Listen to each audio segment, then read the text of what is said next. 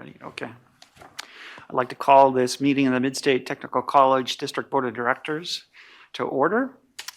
Roll call, please. Angie? Betty Brusky Malik, Yes. Kristen Kress, Craig Gerlach, Yes. Scott Groholski, Richard Murden, Yes. Linnea Miller, Yes. Gordon Shallow, Charles Spargo, Yes. Ari Vang. Yes.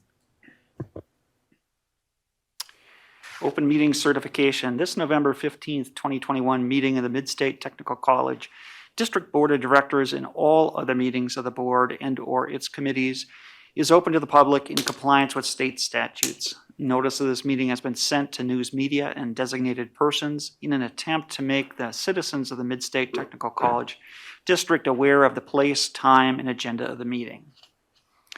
Open forum. The open forum is at the option of the board chairperson, and ground rules have been established to ensure the orderly conduct of business. This is a meeting of the district board open to the public and not a public hearing.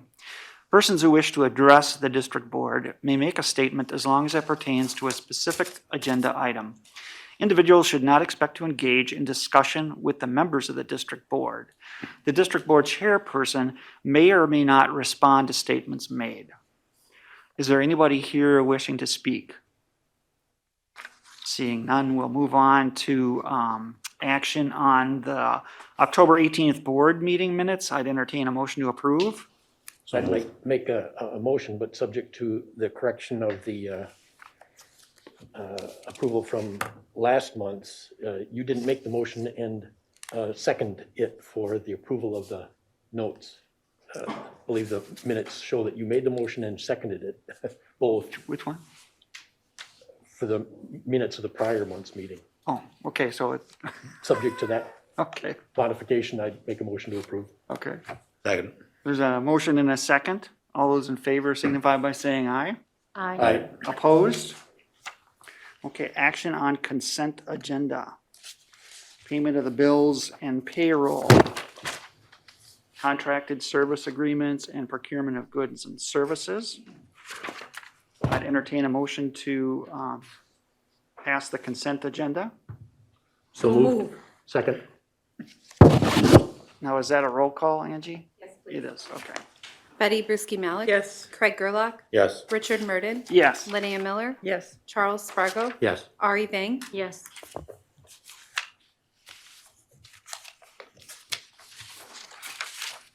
Chairperson's report. Welcome to the meeting, everybody. Gordy, Scott, and Kristen have been asked to be excused. There was a fall District Boards Association meeting October 28th and 29th, virtually and in conjunction with the annual Legal Issues Seminar. It was a very interesting seminar. Betty, Kristen, and I attended. I don't know if anybody wants to make any comments. They had a keynote speaker, this futurist, that talked about the future of education, which was very, very interesting. It was. Virtually was a poorly attended meeting Oh, was it? by trustees. I believe there were only 28 at the max on, that was Thursday or Friday, whatever. But for the content of the classes was just phenomenal. Besides, if you heard the futurist, it was great. And it should be on the website. I believe they're going to get as much onto the website as possible. So if you want to hear the futurist, that video might be up on the web, on the state board. And it was kind of interesting. They had a virtual social hour, That was which great. was kind of interesting. You always wonder how that's going to go. But it was with, what's the terminology? Is it an onophile? What's a wine expert? Oh, yeah. What is it? Is it an onophile or something like that? I that, know. So it was somebody that knew a lot about wine, informing us about. And you were drinking beer. I was drinking beer and I was drinking hot hot chocolate. cocoa, I was yeah. drinking hot chocolate. Yeah. But there were a couple wine drinkers. Yes. And So, we learned there's a proper glass that you're supposed to use to drink wine or something. oh my, it was good. And apparently Boone's Farm isn't any good or something. It was good. Next one will be in January Okay. at the Ostaf. At the where? Ostaf. We've been there before. What is that? It's the hotel. the name of the hotel is the Where? Stop. Elkhart Lake. Elkhart Oh, Lake. there. you go. Oh, okay. Yeah, yeah. See? That was very nice. Yeah. It is. It's the end of January, so put that on your calendars. Yeah, that was very nice. ACC Legislative Summit is going to be held, I'm assuming that's not virtual this year, or, Yes, we So have in not heard person? anything yet, but we're assuming it's in person. and that's going to be February 6th through the 9th, 2022, obviously, in Washington, DC. Anybody interested should contact Angie. And no visits. It's gonna be, Oh, no, with the, I don't know how they're gonna handle it, but there will be no visits. I think that some colleges are wondering then, we had What's set the up value? virtual Yeah. meetings with our legislators in the past. yeah. So I think some people are wondering about traveling there Right. this year. Right. Just because if we can have a virtual meeting with our legislator who can be local and not have to travel, then what would be the benefit of traveling? So I think Right. every college will decide on that once we see the agenda, I Yeah. believe, so. Which is hard to believe. Why even go Right. if you can't? Talk to your Meet with anybody. legislators, yeah. So, I don't know. Even when you go, half the time you're talking to The their aides. aides, so. So this is definitely no visits. So, Okay, Okay. thanks for that input, Betty. Next meeting date will be on Monday, December 20th. We'll meet at the Wisconsin Rapids campus. Committee of the Whole will begin at 5 with the regular meeting to follow. Next, we have the Midstate Foundation report. Betty? and our director is here. She's been Jilly? in person.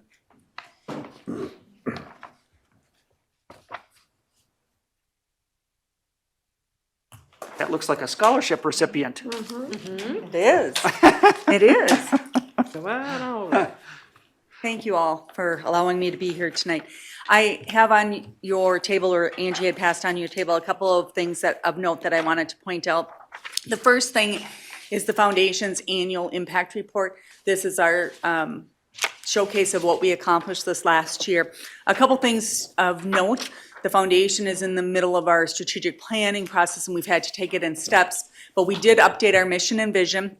And the new mission is on this sheet, which is through the generosity of donors, the foundation invests in student success and supports Mid-State Technical College's strategic plan. Our board felt it was very important that we looked at our strategic plan and tried to see how we can help the college's vision through their strategic plan. So I'm really proud of how that mission is coming. The other thing that I wanted to make note on here is last year we had 2% more than the previous year of employee giving. So we are up to 62% of our employees are now giving to the foundation. Another note is emergency funding. We only had 6 of them last year. But when you think about the fact that we had a lot of COVID funding and relief for students, and to know that students still needed our emergency funding to help get them and stay in school and maintain and get enrolled for the next semester, that's remarkable that we've had the funding there to help students. So that, I think, is a success. We also had 12 students that came out of the high school that had won the Technical Excellence Awards last year compared to 8 the previous year. So our outreach staff is doing a great job, and they're also encouraging those students to talk to their high schools about how they can be considered for that if they're going into the technical arena. One of the most unique stats is over 600 students applied for scholarships. You might ask why that is significant, and the fact is 4 years ago we went to the online application process, and with that, the previous year we were only getting less than 300 applicants applying for all of our scholarships. So since we've gone online, we have given more students the opportunity to earn scholarships, and we've also given more students scholarships through that window. And last year, I'm proud to say, we gave 439 scholarships away to mid-state students. And I'm pleased to have Therese Combs here. She's a paramedic technician student. She's one of our scholarship recipients. This year, she had earned almost $5,000 split between fall and spring semester for scholarships. Wow. And I just wanted her to share her story with you because I know it's important for you guys to put faces to the scholarship recipients. Therese? Good evening, everybody. Thank you for allowing me to be here. First of all, the smile from ear to ear is because of you. It really is. I am so grateful. And to say that, the words and to feel it in my heart are two different things.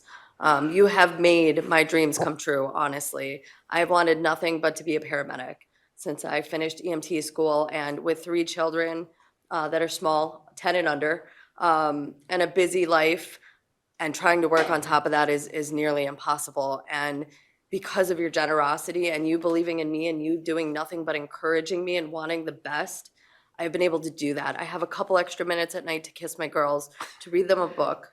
I'm super grateful. I also run a pancreatic cancer site, so that gives me a little bit time to spread the support and love. I'm so grateful to Midstate, I really am. To say that doesn't mean much, but look at my grades, look how hard I work. You can see it in the results. I believe that when you walk what you talk, it means something else, you know, because I can sit up here and say how grateful I am and fail every class and not show up, but I'm there, I'm present, I'm trying 110%, and I am so grateful. I really am. My girls, I am a power of example to them. They want to be like their mom when they grow up. So thank you for doing what you do for students and people like me. Let me be the voice that encourages those that are afraid to go back to college to take that leap, because that's what it is a lot of times, is it's a leap of faith. And again, because you want nothing but your students to succeed, I'm living proof of that every single day. Every single time I step foot on this campus, I am empowered, I am encouraged, and I am forever grateful for that. So thank you. Well, thank you. Very Yeah. proud of you. Zoe. And You're thank why you for we're choosing here. Midstate. Yeah. Yeah. Thank you all. And It's thank you not really for the choosing baked Midstate. potato that they got. So thank you, Therese. We really are proud of you, and we are so pleased that Teresa's story is also going to be in our annual appeal campaign that's going to be heading out in the mailboxes and email starting next week. So we're really excited about that. And speaking of the annual appeal, I just wanted to share with you, we're doing something new and different. You have another flyer in your packet here. Mission Coffee House on the Wisconsin Rapids campus wanted to do something for the foundation because their mission is to give back. And so with that, they said, can we do Christmas baskets and give a portion back to the foundation? So if you have somebody that is hard to buy for, or somebody that likes coffee and tea and what have you, think of ordering a Mission Coffee basket because a portion will come back to the foundation as well. So we're really excited about the fact that they wanted to do that for us. So that's just a little extra bonus what they're doing for the holiday for us. We are also planning our golf outing next year already. We're going to be sending out RFPs to the golf courses. And we are looking at the pricing for our trap event again this next year. That event always seems to be well received, so we're just hoping that ammunition and everything allows us to hold it, because if the prices keep going up, I'm not sure that we can. The other thing is, I spoke briefly about our strategic plan. The next step is we're actually doing our tasks and our action steps for our strategic plan. Actually, tomorrow with our board, we're gathering for that. So my goal is to be able to report in February and provide you with our new strategic plan for the next 5 years to follow the college's 5-year plan. And we're hopefully going to have a recruitment and board member recruitment process involved in that, as well as different goals for raising funds. So look for that coming with my February report. And then also the foundation board is encouraging in-person meetings. We are allowing board members to let us know at the last minute if they have to attend virtually. We'll make that happen, but we are encouraging in-person meetings as well. So we're doing everything we can to make sure that we keep everybody safe. So that's a little bit of what's going on in the foundation. Do you guys have any questions for us? Thanks for the summary. Yeah, Thank you. You Thank guys you. have a great day. thank you. President's report, Shelley? Wow, I don't know if I want to follow that one. What a great report. Really a great report. So just under the categories that are on your agenda, campus activities, just a couple things I wanted to mention. We do have a 2-week window where we do a United Way campaign. And the dollars that we raise really support 3 different counties. So we have the Southwood and Adams County that is together. And we also support the Marshfield area, and we also support the Portage County United Way. So just know where we're positioned. So that way, depending on where employees live, where they work, they can allocate their dollars through that. This year, it was organized by Angie, along with our 4 campus deans. So Chris Severson, Alex, Ben, and Lori were all part of the festivities. So we did everything from 50-50 raffles to auctioning off parking spots. We had 2 special events, which was bringing in a Little Tykes basketball hoop and how many basketball they could get in a certain time frame. 8, I think, was the number, and we had a few people that tied for that. We also had a Nailed It event where our own Karen Brzezinski won that event, which was pumpkin carving. And you basically donated dollars to have them do something silly, or you could sabotage, and it was just a fun event. We did that virtually, and just it was a great event. Our Ben in the Stevens Point campus was the MC, and just a lot of laughs. So you raised the most money, and therefore Karen won. So she will be definitely people will be trying to take that title away from her next year. Pumpkin carving, yep, pumpkin carving, yes. But then having to do things while you're doing it. You may have to sing the ABCs. You may have to, Karen, what were some of the things you had to do? Do you remember? Carved with a big sword. Oh, yes. Mr. Russell paid to have me do the Macarena. Switch places with people.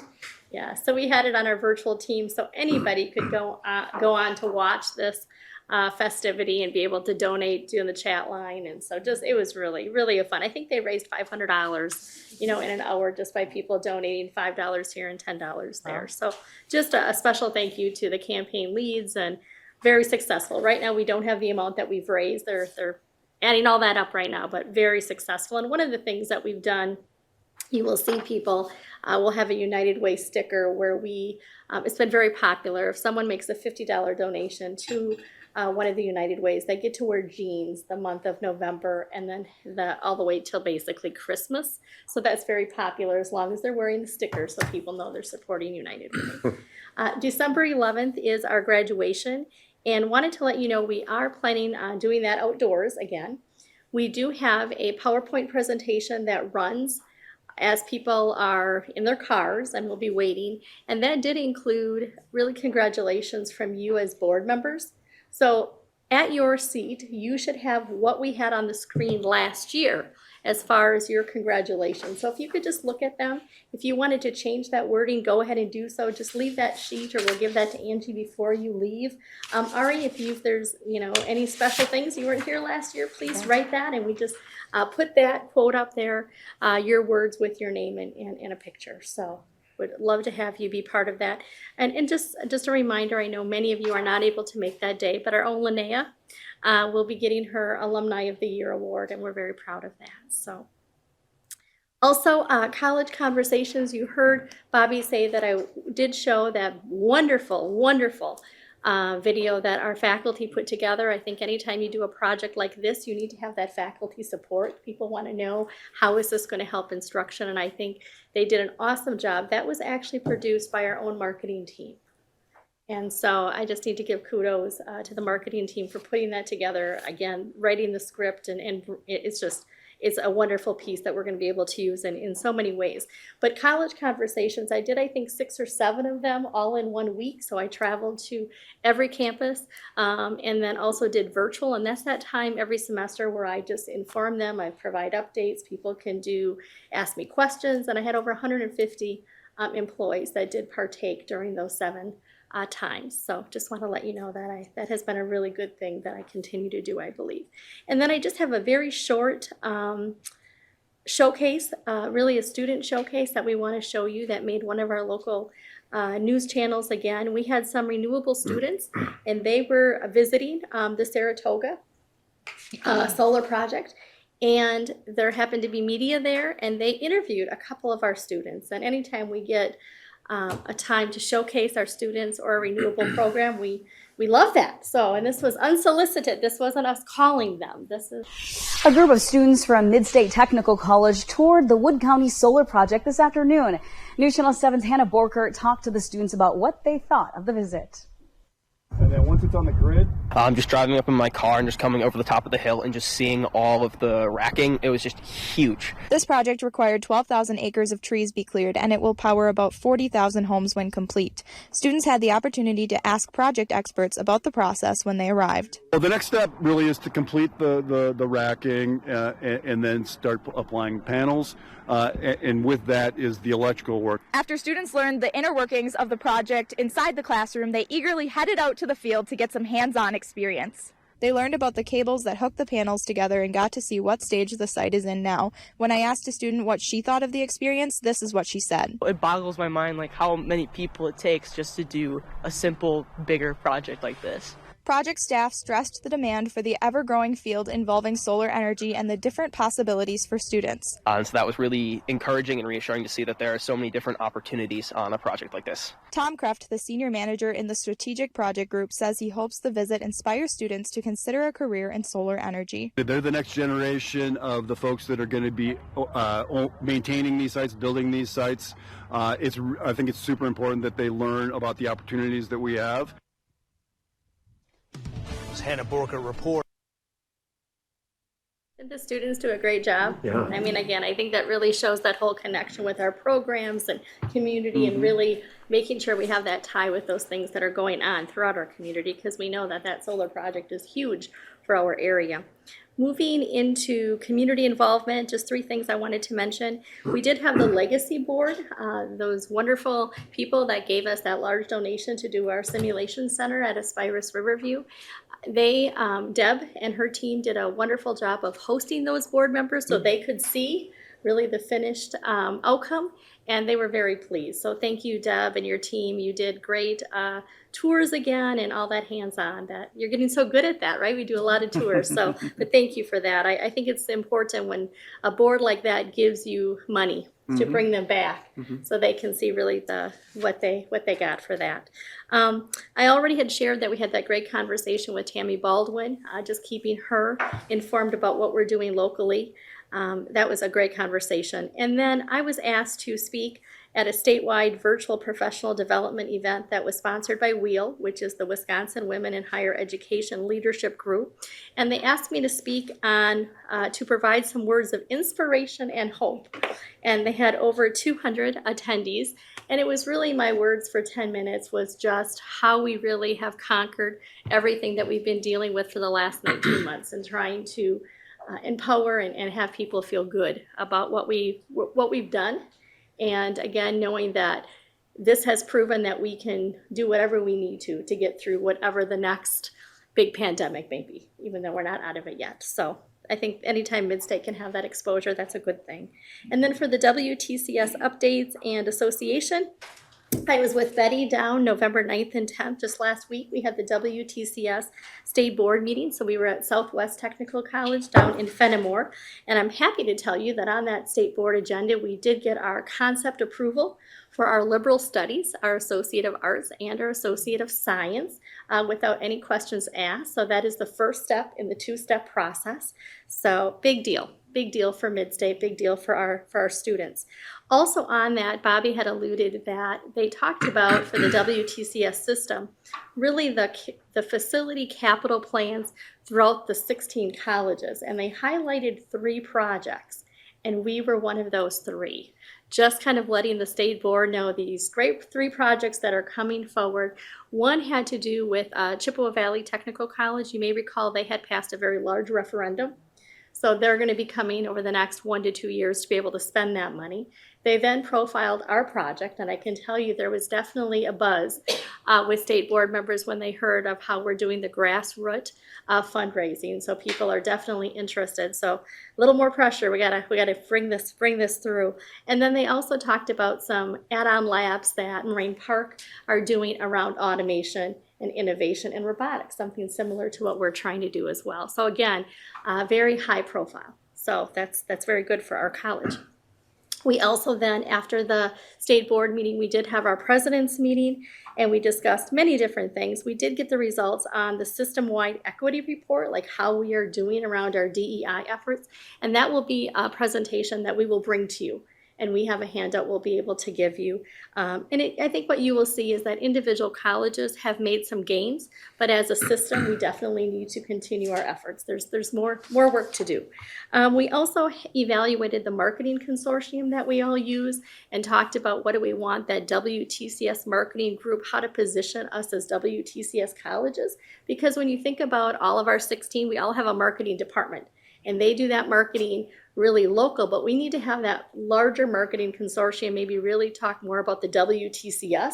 So maybe there should be a commercial that talks about all of our great stats. So we talked about kind of changing maybe the direction of that consortium a little bit. And then we spent quite a bit of time on dissecting and talking about all the federal COVID vaccination things that are out there, and really the 3 different pots of vaccines. The first one being OSHA, which does not, we do not fall underneath that mandate. The other federal mandate that deals with if you are a federal partner, where you have a federal contract and you receive over $250,000, that you would maybe have to have a COVID mandate for your employees. We were not sure if, because we receive financial aid, if that would be considered a federal contract. We are excluded. So we did find out that we do not fall under that mandate. And then the other mandate that is out there is for CMA, which is the healthcare organizations, because of the Medicare and Medicaid funding, that they are needing to do some mandates for their staff and for their volunteers and for their board members and for their students. So that is definitely, we're impacted there with our clinicals and so forth. But at this point, other than being affected through our students with our clinicals, we are not falling under a current COVID vaccine mandate. So just to kind of update you on that and make sure that the presidents all understood that. So our next president's meeting will be in December, and that will only be for the new presidents and then the 4 of us that are mentoring new presidents. The next official president's meeting will be in January, and that will be after the state board meeting, which will be in Madison, and that is on January 18th. And that would end my president's report, unless there's any questions.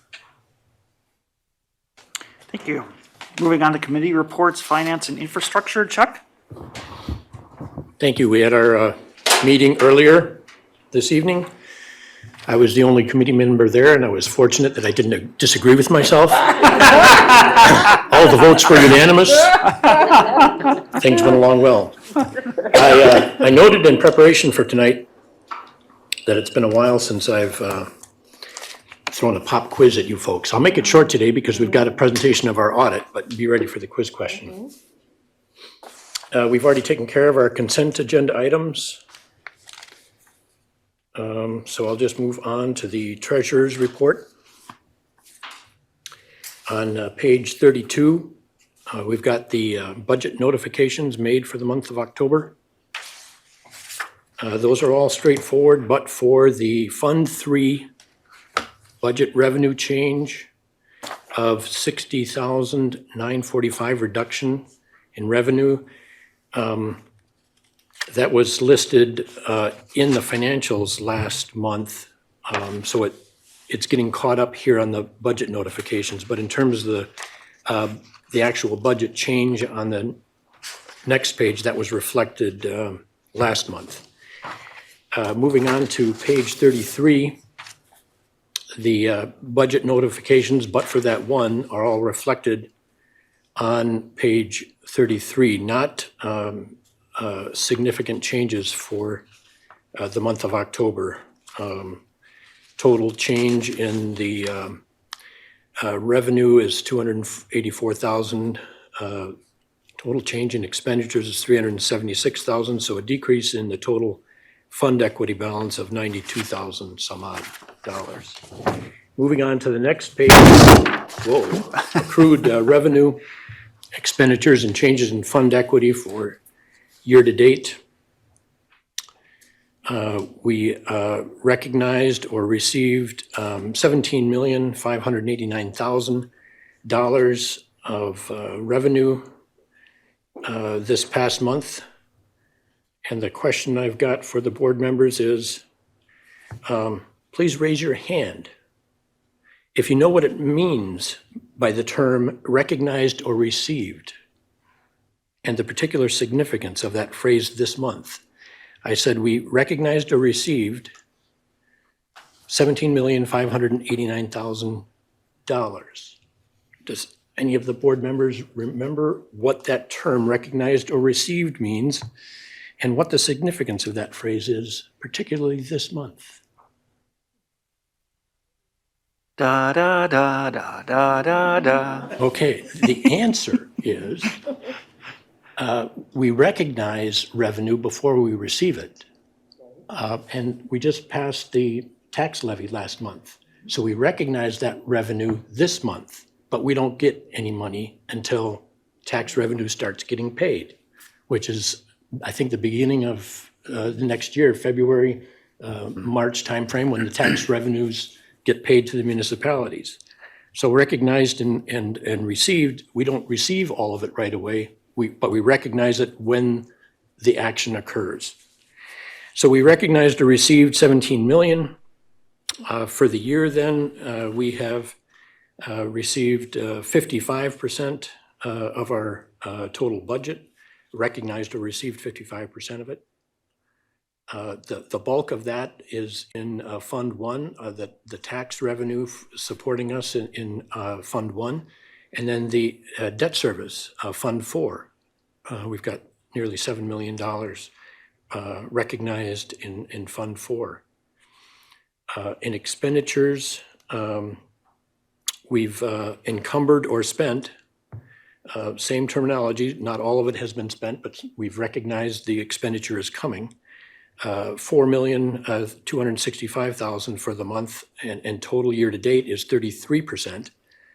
We've completed 1/3 of the fiscal year, so our recognition or encumbrance of funds of 1/3 is right on target.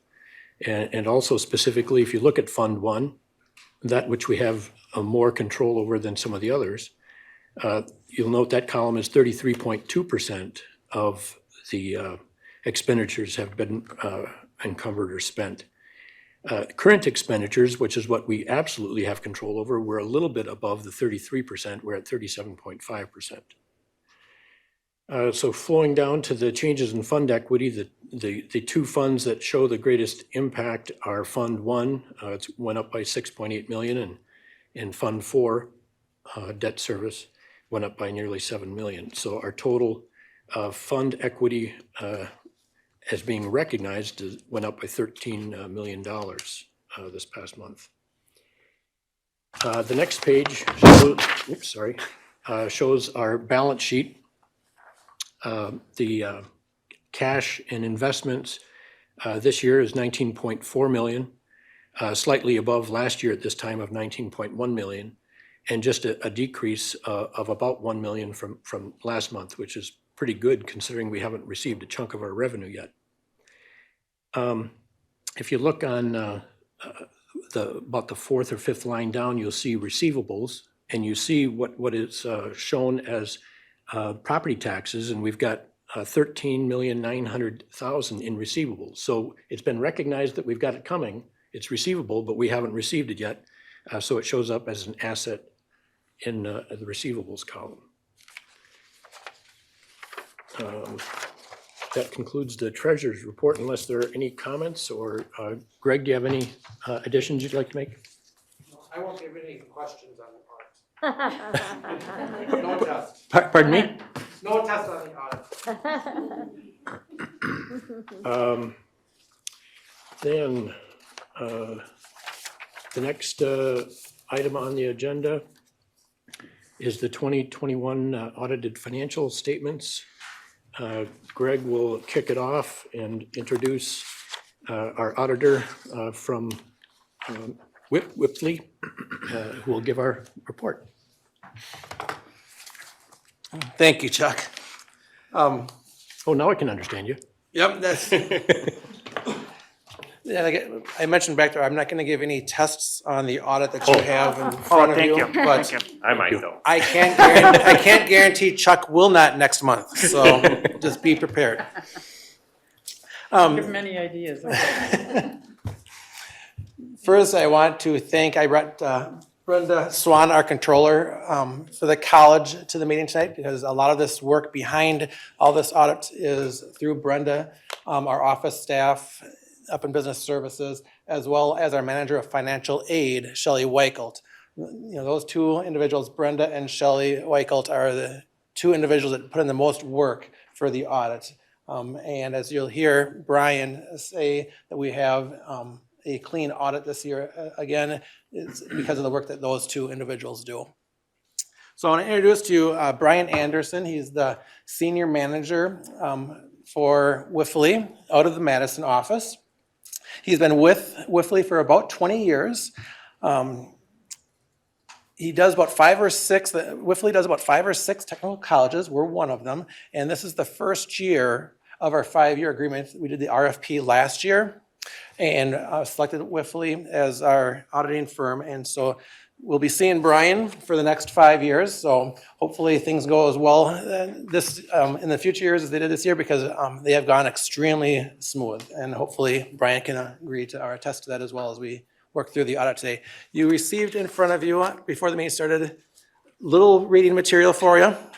Brian will go over it for you and kind of direct you to the pages that he'll talk about the comments that he has. Okay, thanks, Greg. Yeah, so this is a big report, so I'm just kind of here to maybe spend 5-10 minutes or so kind of highlighting a few things and then just be available for questions. Like I said, I gave a full report to the large finance committee in Charles himself here, so I'll do a little bit briefer version of that, but I'll still present a lot of the things that I presented to him. So if you just look at the financial statements, it starts on page 1 there, which is our opinion. So that's probably the most important page of this whole audit. It's what we are hired to do, is to give an opinion on the financial statements. So it describes the financial statements, what they are, and management's responsible for everything in here, and then we're responsible for giving an opinion on the financial statements. So we do that by assessing risk, designing procedures to make sure everything is fairly presented in all material respects. So top of page 2 there is our opinion. It's, as Greg said, it's a clean, unmodified opinion that everything is fairly presented based on our testing in accordance with accounting principles generally accepted in the United States. So there's some other paragraphs there kind of protect us. We don't specifically review everything in detail in this report. We do certain tests on various areas depending on what is asked of us and what the risk areas of that. So we're moving on to the financial statements. Page 4 starts the management discussion analysis. I won't point out too much here. It's more kind of language to help you understand them. Management puts this together to kind of highlight a few things. A lot of it is similar format to years in prior years, but they kind of provide a little bit more context to the numbers. So they're for you to read. I probably can't add too much more context than what's already there. So as far as the financial statements go, I'll jump ahead to page 14. The statement of net position are basically a balance sheet. It will show your assets, which are mostly your cash and receivables. Then the non-current assets, which would be, you have a restricted net position for the Wisconsin retirement system and a restricted net position for OPEB, meaning that you have more assets allocated to fund those liabilities than the liability itself. So that's obviously a good thing. Some states and some plans are in the negative position where it's reported as a liability. So obviously it's a good thing that you have that as an asset. And then the liabilities there on page 15, along with the long-term obligations you have as non-current liabilities. In the end, page 15 at the bottom there is a net position by various categories. You have your net investment in capital assets, which is basically your capital assets less your debt. That increased slightly over the prior year as you added some more capital assets and paid down your debt. Then restricted, so you have levying certain amounts for debt service. You borrow certain amounts for capital projects, so those just show those restricted balances. The capital projects went down from last year as you spent the bond proceeds that you had for capital projects in the prior year. The next line, the OPEB and pension benefits went up, basically due to corresponding asset increases. As the return on the markets have been good for both plans. And then in the end, the unrestricted went from a negative 1.4 million position last year to almost 900,000 this year, mostly related to additional federal unrestricted grants with CARES and certain cost savings because of that, as shown on the next page, page 16. So page 16 will show your revenues, expenses, non-operating revenues. So obviously the revenues went up due to the additional federal grants that have been passed through. Expenses did go up, but most of that you can see is student aid related. Some of the federal grants that you got were passed through to the students. So considering that, your expenses probably did go down slightly when you take the $3 million increase there. In the end, change in that position over the year, almost $4 million. So obviously that's a good trend to see that. It was 1.7 last year, so almost 3.8 this year. There's a statement of cash flows. There, page 19 there shows the performance of the amounts that you designated for post-employment retiree health insurance there. So you have almost a little over $7.8 million dedicated to pay those benefits, which is more than the actuaries determine the liability to be, so that's a good thing. There's notes to the financial statements. Like I said, this gets long and good reading material to put yourself to bed at night. Yeah, debt's usually something that's always intriguing to boards. That's on page 29. This shows your obligations. Beginning of the year was $34.8 million. You just had $1 million borrowed this year, and you paid off almost $6 million. So you're down to a little under $30 million owed for your obligations in the future. Yeah, page 30 there, 2031, you'll have all of the bonds paid off that you currently owe on. Like I said, there's a lot of notes on the Wisconsin retirement, the other post-employment benefits, just a lot of actuarial language, a lot of estimates in there, so that's for you to read. Page 40 there shows your expenses by classification. We had a discussion here at the Finance Committee how most of your expenses are related to salaries and benefits related to those salaries. So obviously when you cut anything, then obviously that's unfortunately the first thing that has to go. So it makes it a little bit tougher to do those cuts, but that's pretty common to education industry to have all your expenses there in salaries and benefits. There's information on the foundation in there for you. So jumping ahead, page 48, we'll start the results compared to budget.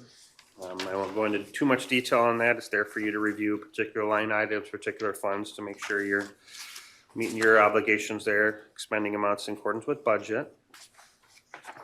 You got your 7 or 8 funds there. There is a reconciliation page of those numbers to the front of the financial statements. There's a slight difference there in that when you expend the money in the funds, when you expend the money for capital items, it's an expense, but on the front financial statements, we do capitalize that and record the related depreciation. So that's one of the timing differences, and there's some elimination entries as well when you have student financial aid grants that are received. It's tuition, then it's also grant revenue, so we're kind of eliminating those so they're not being doubled up on the front financial statements. And we did have a slight change this year in that some of those grants you are netting off into one account, which is allowed, but it's not as common as we've seen it. And we just thought, we consulted with them and we said, we might as well just break that out as both a revenue and expense, because that's really what it is. You're receiving a grant and then you're applying to students. It does kind of overstate your financial statements, but in the end, we have that reconciliation to get it back on par. So that was really the only audit adjustment that we had, and it really wasn't even an audit adjustment. It was just a conversation we said just to make things easier going forward. So overall, they did a very good job getting us the information we need to do these financial statements. So in the back there, we'll have some other reports that we are required to give related to what page are you on, Oh, Brian? sorry, page 65. Thank you. Yeah. So there's an opinion on financial reporting, or internal control over financial reporting and compliance due to the receiving a lot of federal and state grants. They ask us to kind of do an extra procedures to make sure you have proper internal control over financial reporting and you're complying with all those rules. So we're happy to report with those additional tests. We didn't find any issues with internal control that we have to report, and no compliance issues as well. That's a good thing. And then there's a second opinion there on page 67. Related to uniform guidance and the state of Wisconsin single audit guidelines, and that they ask us to test certain programs to make sure you're in compliance with those statutes and regulations in terms of those programs. And we're happy to report of the programs we tested, we didn't find any compliance issues, and once again, no internal control over compliance there. Page 69 will show the listing of all the federal award grants that you did receive during the year. And then page 71 will show the state grants that you reported during the year. Page 75 will show a summary of the schedule of findings and question costs, along with identifying which programs we did test. So we were required to assess the risk of programs based on if it's been audited in the past, the size of the program, if there's been any issues. So this year, our programs that we specifically tested were student financial aid, just because of the size of that program, all the unique requirements there, and then also the COVID-19 Education Stabilization Fund. So those two programs we tested, and as I mentioned before, no issues there, so that was good. And then as far as state programs go, there on page 76, state aid for technical colleges and property tax relief aid, we're required to test those every year and make sure you're doing everything in accordance with the rules there. And then the grants to district boards, we're required to do that every third year just to make sure everything is good. And as I mentioned, no findings or issues with those. There is a separate report that we'll send later just to kind of summarize a lot of things that I've already talked about. So just expect that. There shouldn't be anything to point out there. Just kind of added that there's accounting estimates in these financial statements related to depreciation, the pension, the OPEB liabilities. So just let you know, we can't know for certain. That's the old realized versus recognize. You don't know what you realize until after it happens. So that's part of it. And then no difficulties in performing the audit. Got good cooperation. Like I said, first year is always a learning process for everybody, but yeah, I think it got good cooperation. It went well, and we definitely look forward to the future there. Yeah, there's only the one audit adjustment. As I mentioned before, it really wasn't an audit adjustment. It was just kind of a, let's get on the same page and make it easier for everyone going forward. And it just reiterates again that there was no internal control matters to discuss. And we did add some other items there just to consider was cybersecurity and fraud risk, definitely hot topics in the industry. So just kind of asking to make sure you got systems in place to evaluate those. And if you do have any concerns in those areas, definitely let us know. We do have people that specialize in that, and we feel like it adds value to the audit. So just something to consider if you want to do any of those type of procedures. Definitely let us know, and we're happy to help with that. So I guess with that was your 85 page report and a 10-minute summary there. So I'll just be available for any questions anybody has. Yes, go ahead. It's a stamped preliminary draft. How long will it be a draft, or is this like going to be the final? Yeah, so we did have, this has been through all the reviews, so it's basically just waiting for your approval, management's final approval, and just tying up a few loose ends here and there. I was going to make that point that it's not just a draft, it's a preliminary draft. Oh. And in fact, the copy we have here is different than what Brian has. And we found some differences when we were going through it at the committee report. Yeah. So they're going to continue tweaking this, and we'll get an adjusted Yeah, copy later. the only changes so far have been more like grammar type things, which is expected in a first year job. And I just say that he challenged us to get this presented on November 15th. And as he mentioned, CLA's never met that in the past. If you recall. So we did our best, and I feel like it's a pretty good product you got here, but. We appreciate that. We appreciate the timeliness of it. Yeah, it's better to be timely and slightly having some changes than get it in March or in April. Very minor. Not Yeah. very Especially based on our experience. Yeah. our past Yeah. experience. The financial information will not change. Correct, It's yeah. just grammatical. Yeah. Grammatical, yep. Rick, you had a question? Yeah, so on 74 and 75, when you're coming up on this type of auditor's report, it lists unmodified. So what are the options? What are the variants on that decision? Is it just modified, unmodified, or is there a variety of different? Yeah, so there's unmodified, then qualified, meaning that everything is good except for this one little issue. Okay. And then there is adverse, meaning we know you didn't do what you're supposed to do. Oh, okay. And then there's, what was the other one? Disclaimer opinion, meaning we don't have any idea what's going on here, and it's Oh, just wow. a message. Okay. All Those right. are the 4 levels. Okay. All right. Thank you. Yep. Any other questions? So this would be at A, then you're Correct. saying? Yep. Okay. You're All right. A scale. Yep. And I take it we don't take any action on this at this point. Is that Yes. on the draft we do? It's the preliminary draft. Yep, preliminary draft, yeah. But do we approve it or? I'd make a motion that we accept the preliminary draft as presented. Second. There's a motion and a second. Is this a roll call, Yes, Angie? please. Okay. Betty Bruschi Malik. Yes. Craig Gerlach. Yes. Richard Murden. Yes. Linnea Miller. Yes. Charles Spargo. Yes. Ari Vang. Yes. Thank you. Thank you, Greg. Thank you, Brian. Thank you. Greg, anything else you wanted to I just want to, thank you for allowing us to select Whiffley as our auditing firm. It was a very nice year we went through, even though we were kind of in a mix of COVID world and in-person world. I think we, for our first year, it went very smoothly. And looking forward to the upcoming years. And again, I want to thank Brenda and Shelley Weichel, our manager of financial aid, for all assistance in it. Very good. Thank you. Thank you. Now we've got a couple of informational items, and Brad Russell will kick us off with new student account creation process.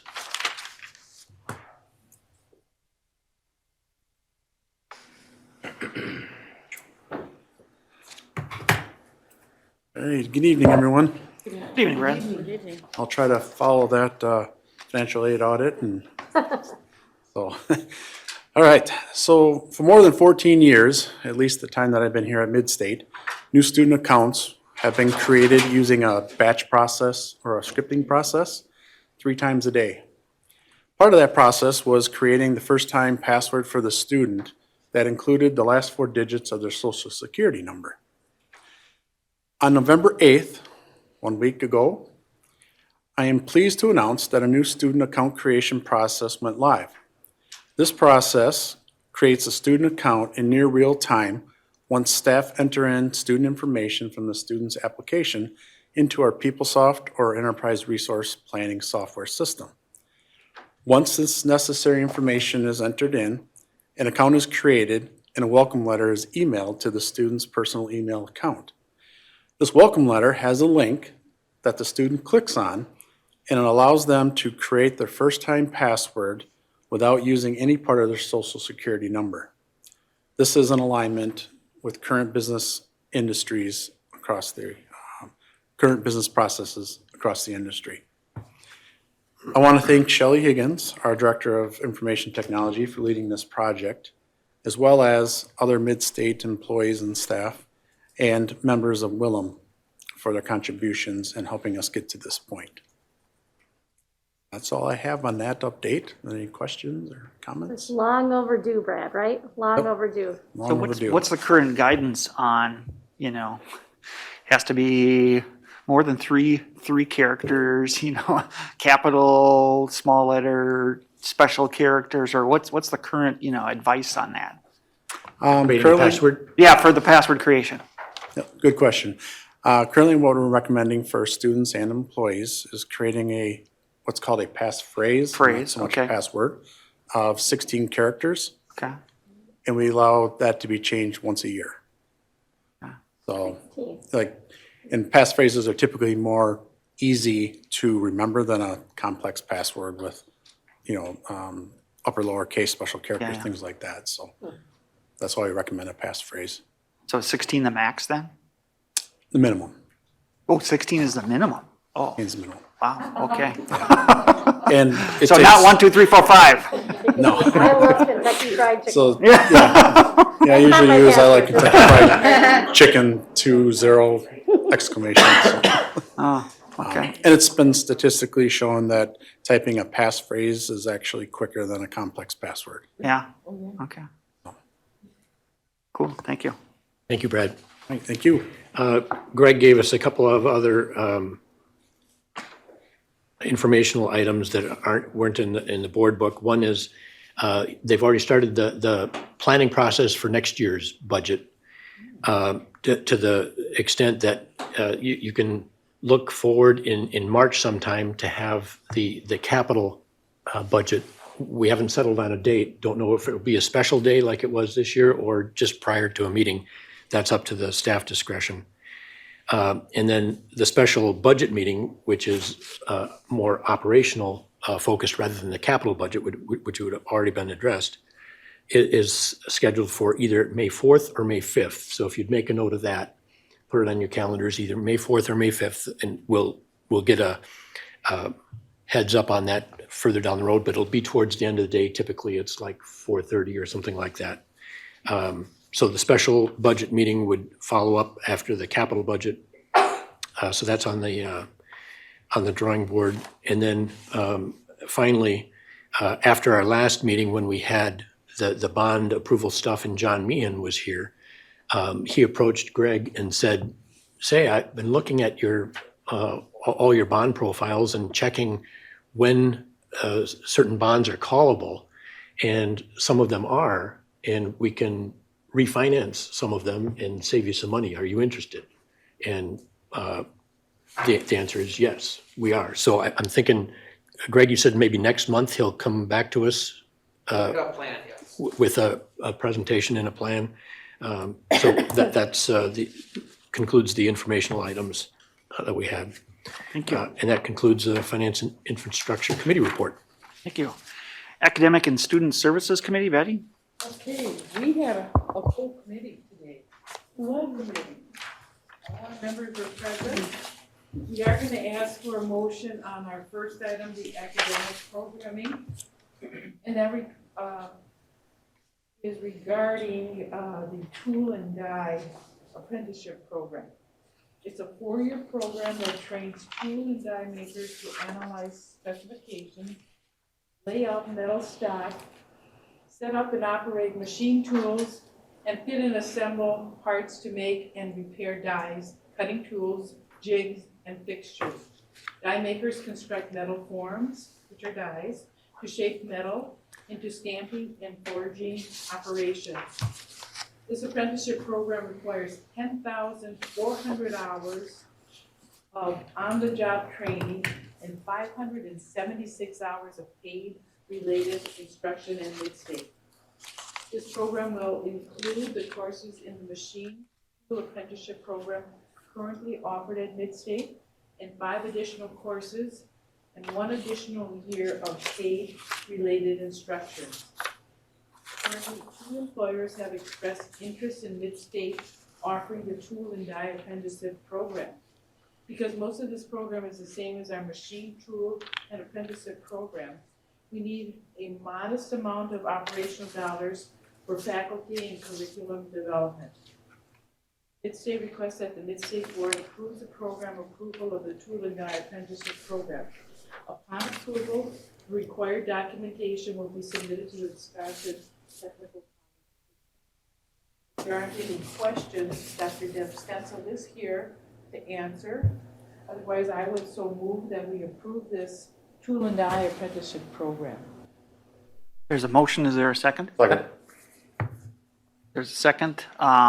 Any discussion? All those in favor, is this a? Roll call, please. Roll call, okay, thank you. Betty Brusky Malik. Yes. Craig Gerlach. Yes. Richard Murden. Yes. Linnea Miller. Yes. Charles Spargo. Yes. Ari Vang. Yes. And our second item was an informational item. Dr. Deb Stencil and Beth Ellie were present and gave us information on our accreditation. As you are aware, Mid-State had been providing an accreditation update to the board twice a year, November and June. Recently, the accreditation has been added to the supplemental dashboard that will be reviewed every year in October. In the future, accreditation updates will be provided in October and in June. On the national front, the Higher Learning Commission service area has changed. Instead of servicing a 19-state geographical area, the HLC now can accredit colleges and universities from all parts of the United States. The HLC has moved from being a regional accreditor to a national accreditor. As you know, Mid-State had a very successful HLC visit in May. Mid-State is in year 7 of a 10-year accreditation cycle, with the next accreditation visit being the comprehensive evaluation for accreditation reaffirmation, which will occur in 2024-2025. At this HLC visit, they will review our 10-year body of work and consider if we should be approved for another 10 years. To bolster the institutional knowledge of accreditation, the college is continuing to offer accreditation talks, as well as other professional development events for our faculty and staff. Last week, the accreditation talk on the topic, Why Accreditation Matters, was released, and we would like to share that accreditation talk with you. And Angie's going to set it up. And I'd like to thank Dr. Deb and Beth Ellie for all their work. This is really a nice in-house form of information.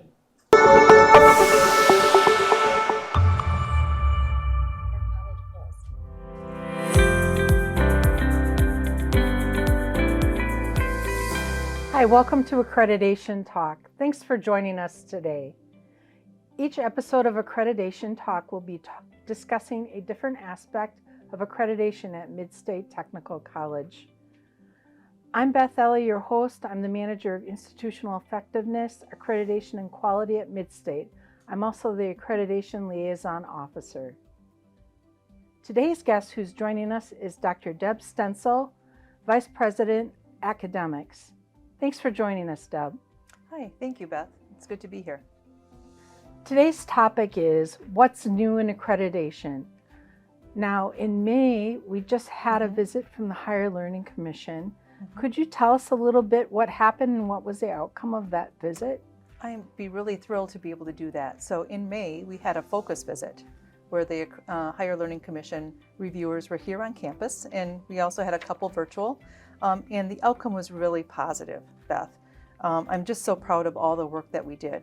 We've been working on what we needed to do in order to have a successful visit for a couple of years, and it went really well. So we had a very positive outcome. Our visit showed that our assessment practices for co-curricular and curricular were very strong, and I know we put a lot of effort into that.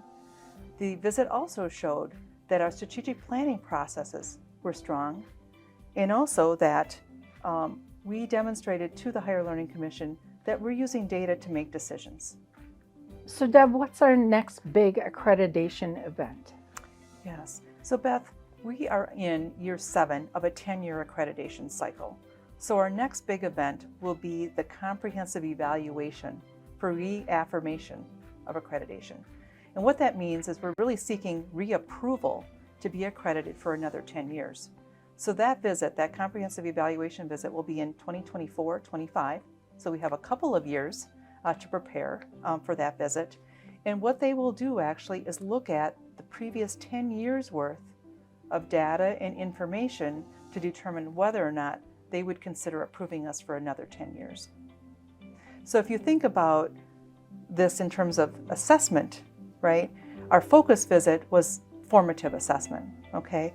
The comprehensive evaluation is more like the summative evaluation or summative assessment, really looking at those full 10 years of what we've been doing to determine if they believe that we can be reaccredited for 10 years. That's a very important visit then. It is. So how are we preparing for that? Yes. So what we have, Beth, is HLC, or an accreditation sustainability plan. We knew as we were preparing for the focus visit that we needed to develop something that we would be able to sustain to really make sure that accreditation is on the forefront of everybody here at the college. And so we've developed this accreditation sustainability plan. It includes really the comprehensive glossary, because accreditation is a little different. It's complicated. So if you don't deal with it every day, you may not know all the terminology and really everything that goes into being accredited as a college. We also included some information there about program accreditation, because we have many programs here at Mid-State that are accredited as a program. And then we also have a work plan. So we really spelled out what we needed to do, when we needed to do it, and who needed to do it so that we stay on track and are adequately prepared for that comprehensive evaluation. Are there any professional development activities in this plan? Absolutely, Beth, and the Accreditation Talks videos are part of that, because we want to make sure that faculty and staff know where we're at in the accreditation process, and again, that they can answer questions, that they know the process, that they know the things that we have to do in terms of our processes and strategic planning and assessment.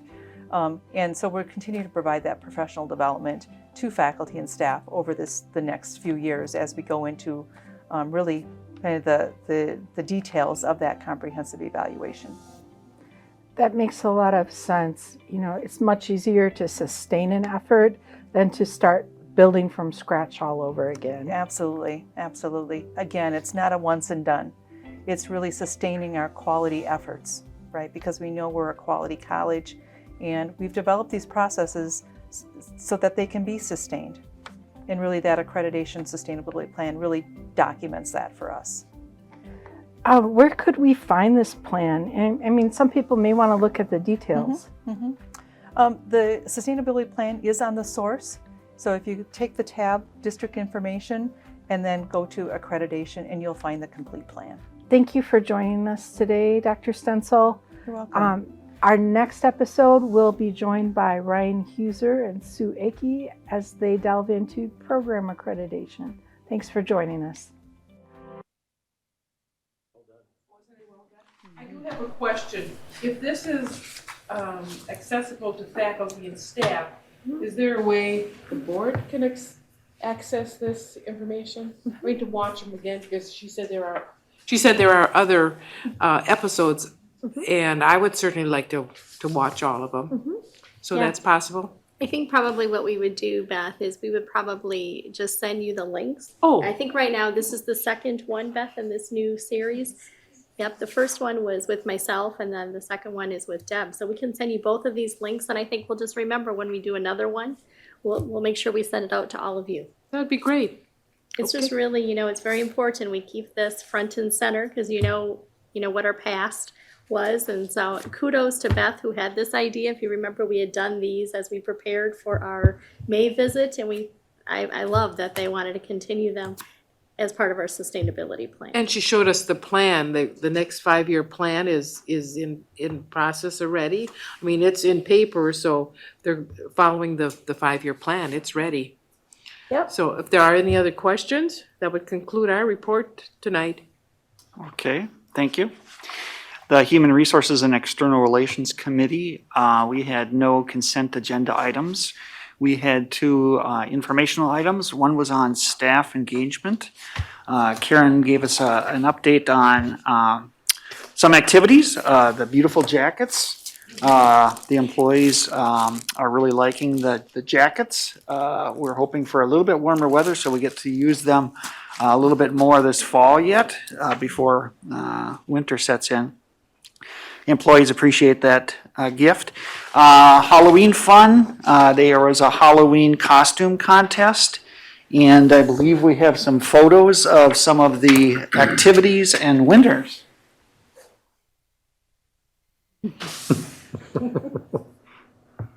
So, and I believe Matt won for what? Best individual? Is that correct? And then who won for best group? Was it the finance group up there, the Gilligan's Island group? Who were the gnomes? That's your Adams campus staff. Okay. And then you had the Stevens Point here on the right. They were the ghosts of the downtown Stevens, the mall, the ghosts of the mall or something. Okay. Yep. And then Who's in the center there? What's that supposed to be? I don't know. It looks like teenagers. I don't know. And then our simulation center and then our link personnel. So again, we had team awards and then individuals. So just Very a nice. lot of fun. Very nice. But is that not good or what? Yeah. I mean, I'm just saying. Excellent. SS Services, yeah. There you go.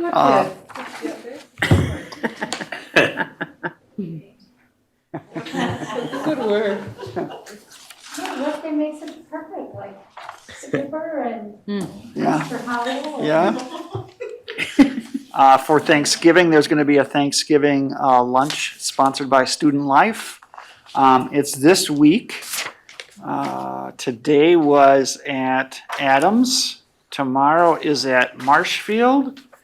Wednesday is at Stevens Point, and Thursday is here in Wisconsin Rapids. Karen also reported that this year yet the employee engagement survey will be going out. Was scheduled for last year, but with COVID and everything, it's being done this year yet. Benefits renewal was another informational item. Benefits run calendar year, so in the fall they're renewing their contracts, determining what, if any, changes are needed. And for the first time in recorded memory, there are no increases in premiums or plan design changes. So very, very, very positive, very rare, rare occurrence. That's all we have for informational. Earlier this evening, we had a committee of the whole. And in that, we had an update by Dr. Damrow on, how does she pronounce that? AMETA, the AMETA Center, the Advanced Manufacturing, Engineering, and Technology and Apprenticeship Center. Okay.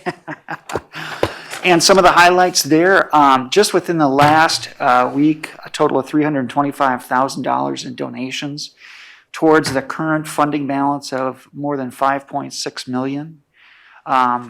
Looking at the remainder of the project, there are two large grant awards out there, one from the state of Wisconsin, one from the federal government, that we are a part of a coalition applying for these grants, which would be very beneficial. She also highlighted 8 internal campaigns that are currently going on with a goal of over $1 million. Those are going well. And she provided some dates for the project updates all the way from next month all the way through July. So a lot of planning involved and a lot of work being done to get towards the finish line of the AMETA Center. So appreciate all of those efforts and all of our partners in this project.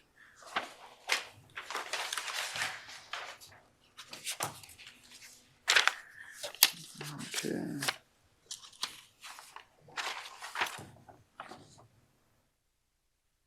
Discussion and action, adult education efforts and accolades. Deb and Amber.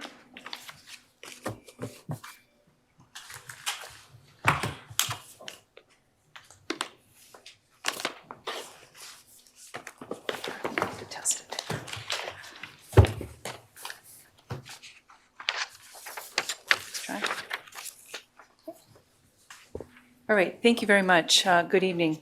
I'm really pleased to be able to provide you with an update on things that are happening in the adult education world here at Midstate, and also share with you some accolades that Midstate has gotten over the past several years.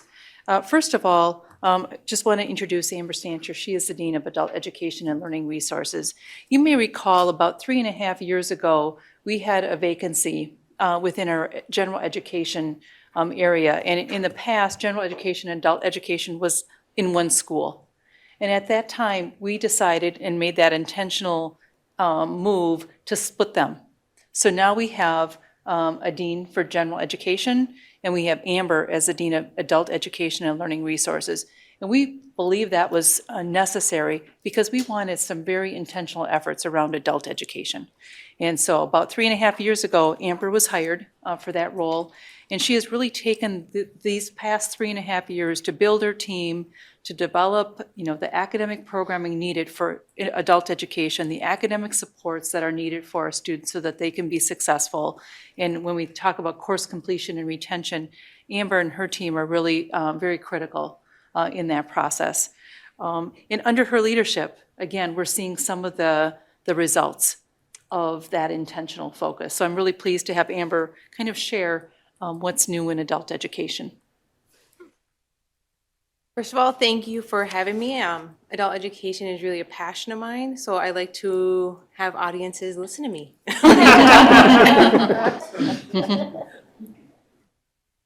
So I just want to cover the basics of what is adult education.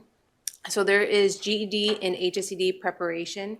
So GED stands for the General Education Development, and then HSED is the High School Equivalency Diploma. So this is for adults 18.5 years of age or whose 9th grade class has graduated. I know somebody here who cares about those rules, so I know them. Can you differentiate those two? I always get, I'm confused on the difference there. So GED is national and HSED is Wisconsin specific. Okay, So thank you. the HSED programs have a 505, 506, 508, 507, 509. So there's different pathways that students can go through. One down to the foreign diploma, another one is through curriculum that we have developed that states that they know what they should know by the time they have a high school equivalency diploma. College and program entrance preparation. So our general studies courses and some of our health programs have test entrance requirements. So we have our, what we call developmental courses. They're intro to reading and study skills, intro to college writing, and pre-algebra, which are tuition bearing. So another option is students to take what's called the Test of Adult Basic Education, or TABE test, which is free. So they can prep with us, take the test, and build those skills up and test again, and then hopefully save some time and money. Computer basics and student technology assistance.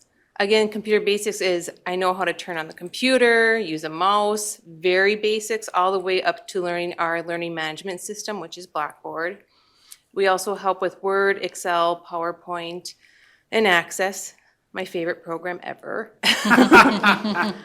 Career awareness. So this one is really going into the skills and interests of the individual, and then studying what the workforce is in the area. Wages, number of jobs opening, and then making sure that they align their educational plan with the job that they want upon graduation.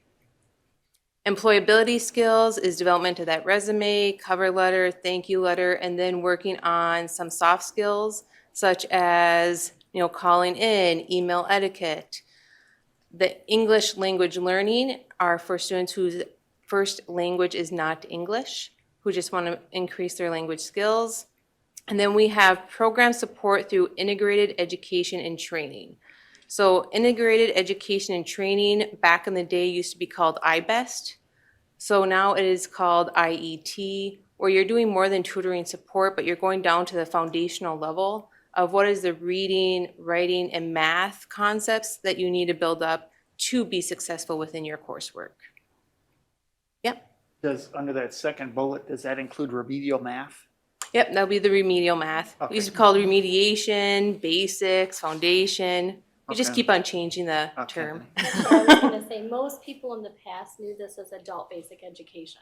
And now Right. with them just saying adult education, it really has kind of muddied it a little bit, because what do we do here? We do adult education. So Yeah. it's really, these are just now the subsets under this adult education. It's confusing. Shelley used to joke that I was taking her job because I'm just Yeah. overseeing all adult They're taking- education. No. We do, it's adult education. Right, right. So people don't think about this area as under adult, where when it was adult basic education, Right. people thought, okay, so it's basic things. So this is, it's definitely more confusing now. Yeah, it's been a shift. So our adult education locations, we do have a link, which is where we have our adult basic education courses at all of our campus locations in Adams, Marshfield, Stevens Point, and Wisconsin Rapids. We are also at the county jails, Adams County, Portage County, and Wood County. We have a location at the Wisconsin Rapids Job Center, and then we were at Oxford Federal Prison, but that is suspended right now due to COVID. I just want to mention, when we talk about our link, you walk past our link here in Wisconsin Rapids, and we have a link at every one of our campuses. We're continuing to look at that space.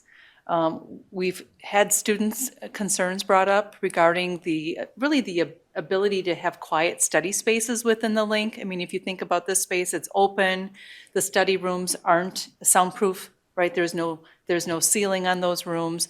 In Stevens Point, it's located next to the community engagement room, so if there's people around, voting happening or meetings happening, it's right outside the link.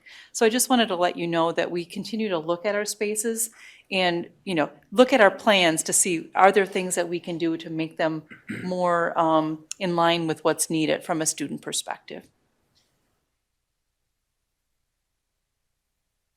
Now I get to share some good news, because 3.5 years ago, I came in and talked about the one grant we had, but now we have 4 out of 5 grants. And that's for fiscal year 2022 through fiscal year 2025. These are all competitive grants, and they are through the AEFLA, which stands for Adult Education and Family Literacy Act. So the first category is our comprehensive or the regional services. So that encompasses all those services that we talked about and the link locations in the job center. The comprehensive, we cannot spend those funds on any correctional education. So that really is for our reentry spaces outside of the jail and prison facilities. Category 2 changed to be the integrated English literacy and civics education. And this year they really focused on literacy councils. So there are a couple of 4 of the 16 WTCS colleges that received this grant, and it really is in partnership with the literacy council so that way they can strengthen that portion. Category 3 is adult correction, education, and reentry services. So that covers our Adams County Jail, Portage County Jail, and Wood County Jail. And we do our GED, HSED prep, our career awareness, and hopefully, fingers crossed, COVID pending, Serve Save and OSHA 10. That requires you to be in person to provide that instruction. But right now, it is a month-to-month kind of situation if we are allowed inside of the jails or if we have to maintain our safety and stay outside of the jails. So right now, the only one that we are currently inside is Wood County Jail. We are doing a lot of correspondence and also some technology supported classes at Portage County and Adams County due to COVID outbreaks.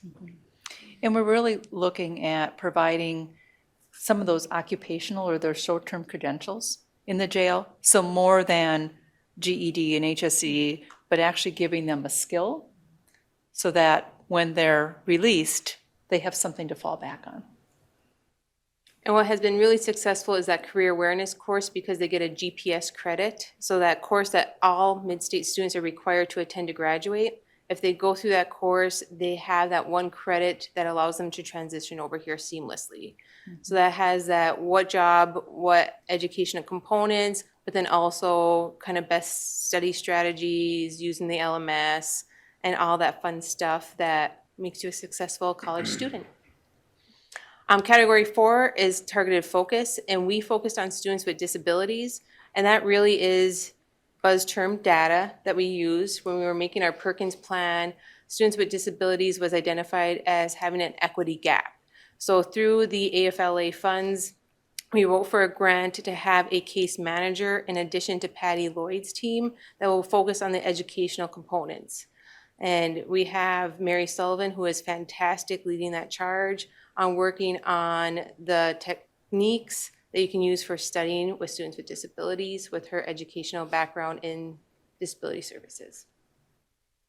Category 5, innovation in integrated education and training.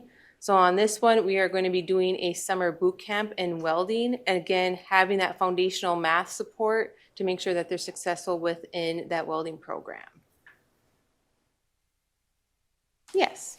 On your category 2, what's the status? Are there still, I know there used to be a Wood County or Southwood County Literacy Council.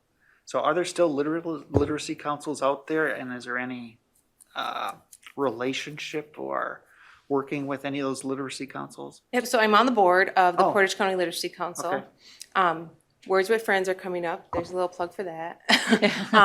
But that one, Wood County disbanded. So they no longer have a literacy council in Wood County or in Adams County. Okay. So we are looking at potentially having a literacy council down in Adams County in partnership with the high school down there. And that's through Anna Richter. And then Portage County is looking at exploring into Wood County a little bit. And then McLitt, which is Marathon County, might be helping to support Marshfield a little bit. So right now we are in partnership with all of them, but I am focused on Portage County literacy. Okay. Thank you. So because we didn't have enough acronyms in AEFLA, we are going to add in WIOA, which is the Workforce Innovation and Opportunity Act.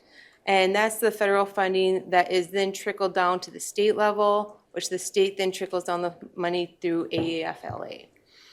So that one is basically making sure we are collaborating with our job center partners, which has made us really strong in our AEFLA funding grants because we do have such a strong partnership there.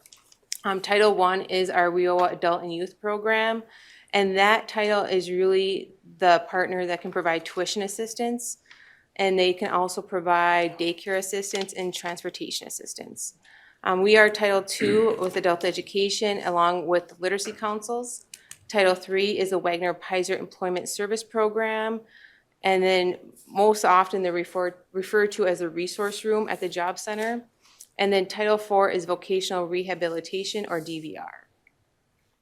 But you can tell how it's like its own animal, right? I mean, very specialized. So here, for AFLA, WIOA performance outcomes, we are measured as a Title II partner on measurable skills gains. That is the test of adult basic education going from one level to the next level, or obtaining your credential, secondary or post-secondary, or also transitioning into post-secondary upon completion or exit of the grant. So you will see in 2017, 2018, we were at 41%, and then in 18-19, we jumped to 77%, and in 19-20, we jumped to 76%, with a 3-year average of 64.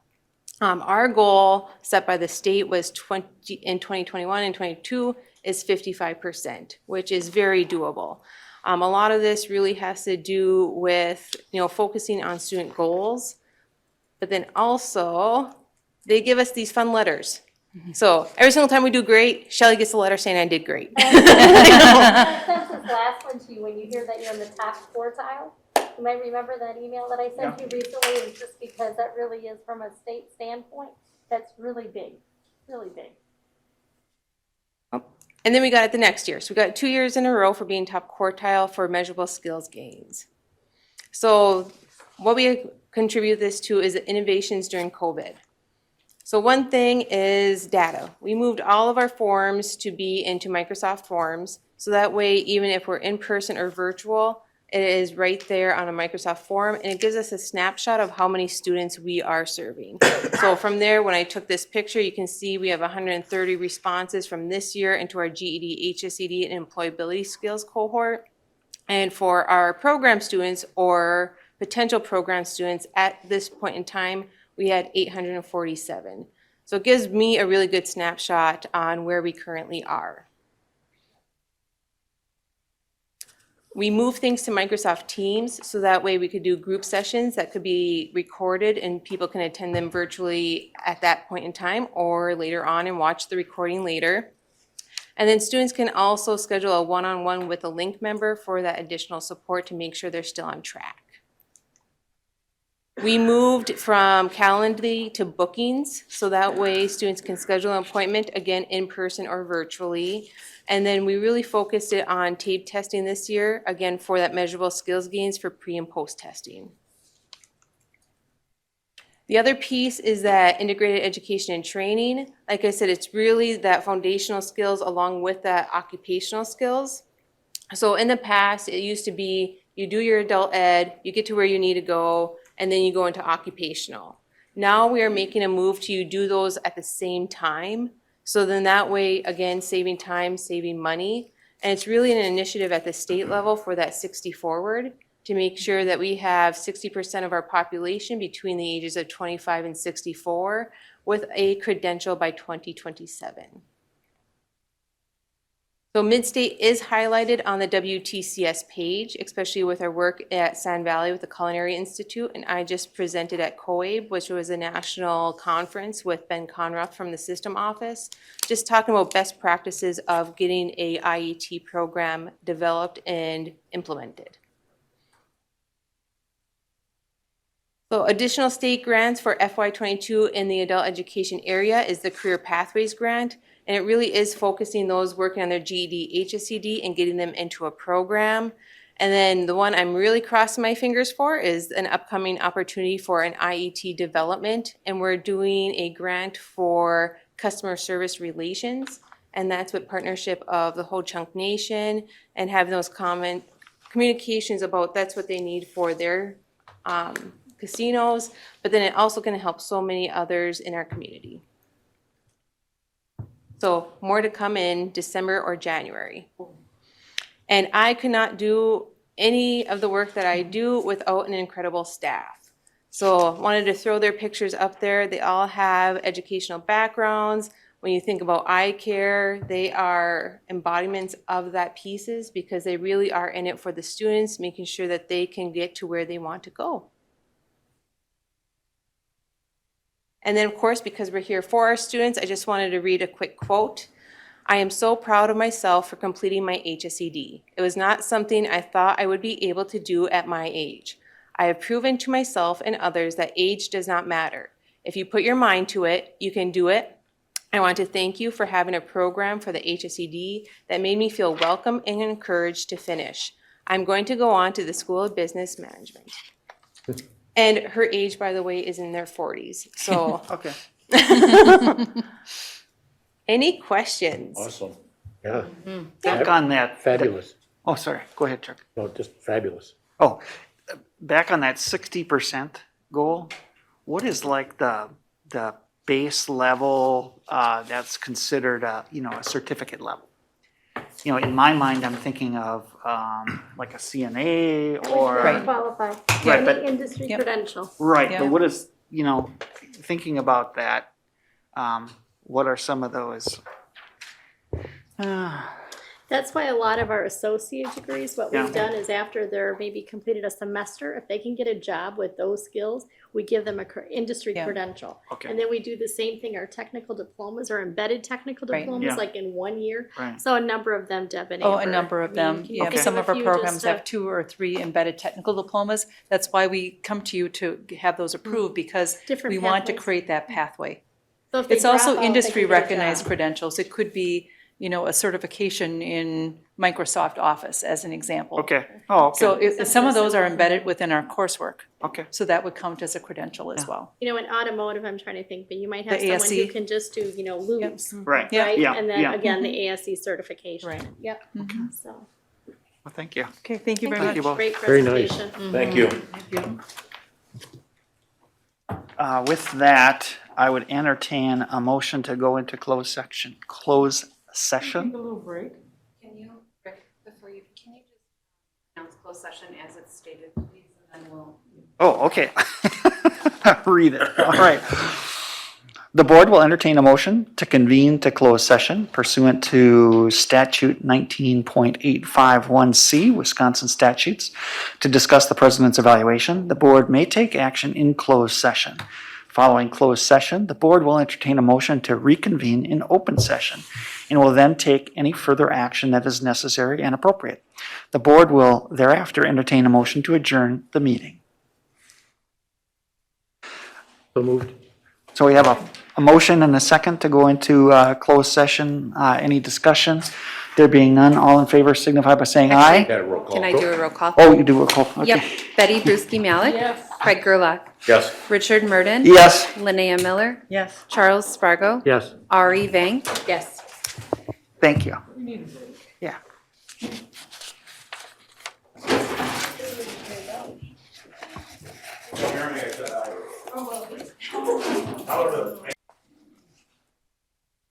Okay, we voted to come back into open session.